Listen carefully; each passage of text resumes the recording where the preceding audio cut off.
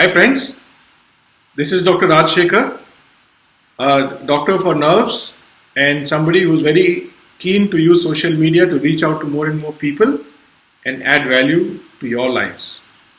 I'm trying to do something innovative here and let me see if I can bring it off.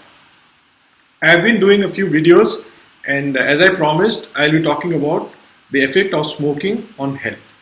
And today I wanted to talk about a very, very important point which keeps coming back to me. I meet a lot of people who are smokers, which is nothing special, but most of these people, a majority of them, they invariably tell me, Doctor, I'm in the process of quitting. I've already started. You see, one day I will quit. Okay, I am down to the last, I'm only on 2 or 3 in a day. Or you should have seen me 2 years ago, I was a chimney. Yeah. And one of the biggest, lies that we keep telling ourselves is that I'm a light smoker. I don't smoke as much. Right? So today, I wanted to talk about this point. I want to bust a few myths. The first thing I want to say, I don't want to dispute the fact that smoking is definitely, the ill effects of smoking definitely are related to chronic and heavy smoking. That is definitely true. But I want to make another point here, and which is the reason for this video. So I want you to watch this video first, the video which follows, and then I will come back to you. Now the first point I want to make here is that there are many negative effects of smoking on health.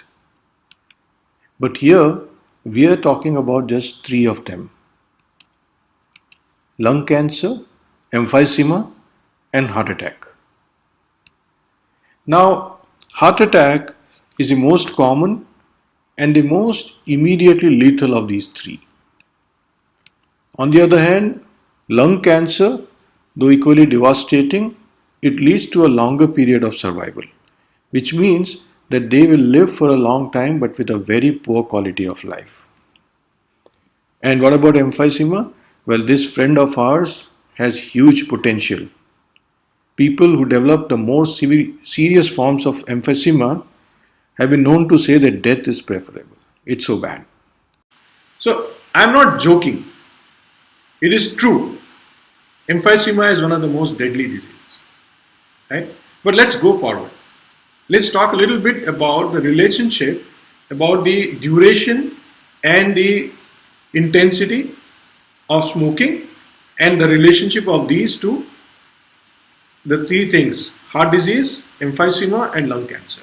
So please watch this video now and I'll come back to you again.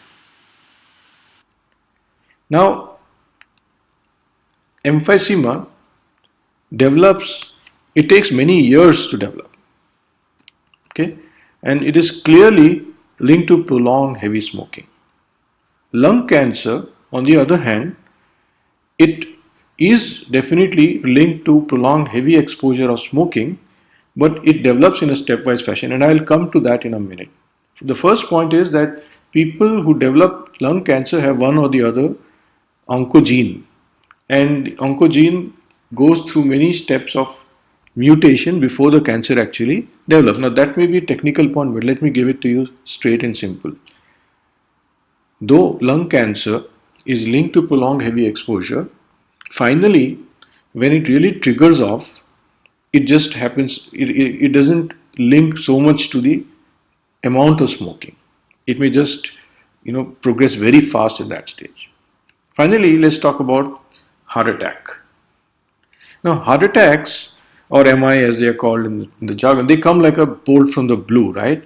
But the underlying process that leads up to a heart attack, for example, cholesterol deposition, the plaque formation, okay, and plaque rupture, these processes take over a long period of time. And smoking contributes significantly to these changes. But the question is, what is the immediate trigger for a heart attack? And usually the answer is some kind of mental stress or panic. but smoking also contributes to this. So the point is, how does smoking relate to heart attacks? One thing I already mentioned in that video is that smoking increases the tendency for cholesterol deposition and everything else, but it also acts as a trigger or increases the tendency for a heart attack by increasing the tendency to form a clot. And that is an effect which is not related to chronic and heavy smoking. You can even be a light smoker and get it. You need not smoke for many years to get this effect, which is the most important point I wanted to make today. Yeah? And there is one more thing. I want you to look at this, and it's about second-hand smoking. Just watch this. Now, another point is even passive smoking can add to this effect. So when you are sitting at home or in the car and smoking, please remember that your young ones, your family, is also getting secondhand smoking. They are also exposed to the risk. So friends, smoking is not free from dangers. We are exposing our family also to the dangers of smoking. It is not about only our health. Definitely it's about our health, but it's also about our family. So quit smoking. And it's not possible to quit smoking in stages. That doesn't happen. So the right day to quit smoking is today, is now. There is no one day when you will quit smoking. So if you want to quit smoking, quit now. This was the message I wanted to give you.